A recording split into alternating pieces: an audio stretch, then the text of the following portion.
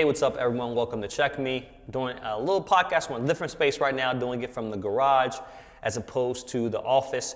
When I talk about Odell Beckham Jr., we got a little receiver shuffle coming along with Adam Thielen, Brandon Cooks, and Odell Beckham, depending on where he wants to land and where he wants to go.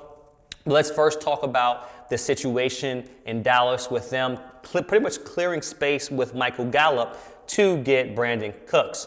That's a good target for them. Brandon Cooks has been consistent since he's been in the league. He's been shipped around from team to team. He is battling an injury, but when he's available, he is tough to play with. So they pick him up. Obviously, they're restructuring his contract to bring in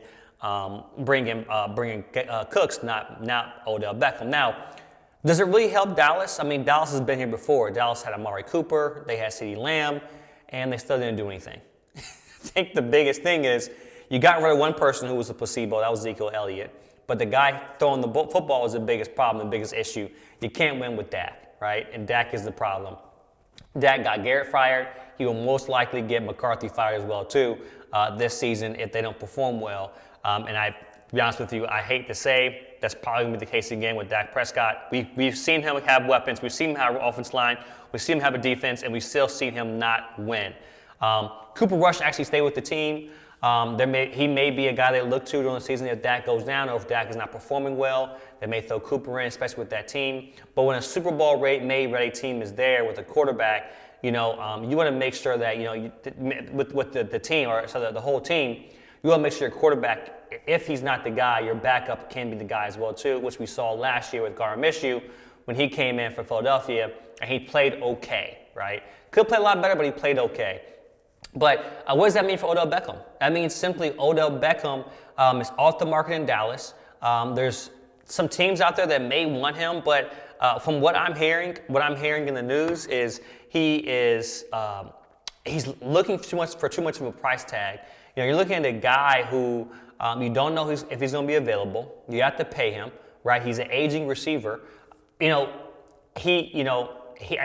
mentioned that he's getting $4 million contracts, which is kind of low on his end, but at the same time, you got to prove yourself. Understand that $4 million is the audition year.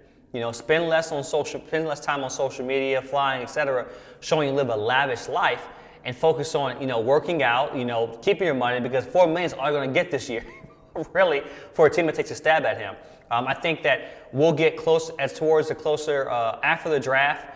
When teams may get desperate, they may take a stab at Odell Beckham. But if I can draft a rookie, if I can get a guy in free agency that's younger, that's healthy, that can add to the fit of our team, then yeah, Odell Beckham, no matter where he comes in, he's going to come in as a one. He's going to come in as a number one receiver or a guy that for a team that's going to need to play well, that's going to need immediate assistance.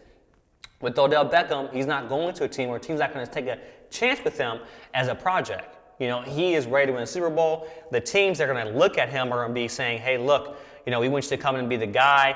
Now, where can he be successful? Take a lower cut and then play for a team where he can complement.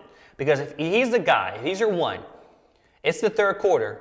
Now you're relying on Odell Beckham to run a post route. Those hamstrings, are they going to hold up? That's a question. Can you do that? Can you do that for 17 games? That's a question. Can you do that for 20 games? That's a question, right? So Odell Beckham, what's going to be successful for him is taking a pay cut, going to a different team where he can complement maybe a receiver, and it's audition year for him to get more money. If he walks away with 7 touchdowns, 700 yards, 60 receptions, 50 receptions, then he can show that he's worth it, right? And ask that. But he's going to go on a 1-year deal. It's going to be audition year for him because we don't know if he's going to be healthy. Odell Beckham is literally begging teams on Twitter to get him. He begged the Giants, tell Joe I have some work left to do. What else do you have to do? Just stay healthy. When you're begging the team that lets you go because you got injured to come play, they're not going to pay you. And the only person that's supporting you is Saquon Barkley, who's franchise tag.